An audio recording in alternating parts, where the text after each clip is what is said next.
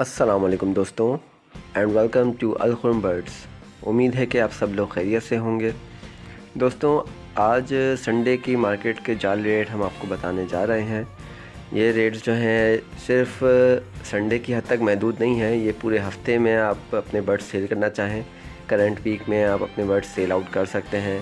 अता-उर-रहमान साहब हैं जिनका मैं कॉन्टैक्ट नंबर आपको एंड में दे भी दूँगा, तो आप चाहें तो इनको ले जाकर उनकी लोकेशन पे बर्ड्स दे सकते हैं।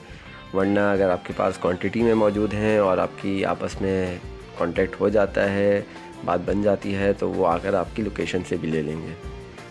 तो दोस्तों, ये मार्केट रेट की लिस्ट जो है ये हर संडे टू संडे ओपन होती है और मेरे एंड से ही कोशिश यही होगी कि मैं आपको पहली फ़ुर्सत में जैसे ही मुझे इन्फॉर्मेशन मिले मैं आपको कन्वे कर दूं, ये वीडियो डालते हुए अपडेट कर दूं।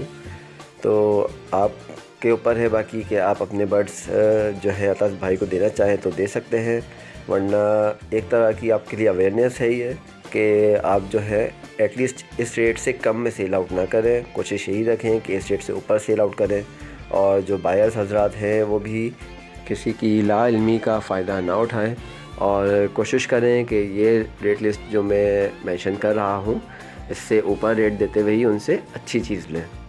तो चलते हैं हम लोग रेट लिस्ट की तरफ।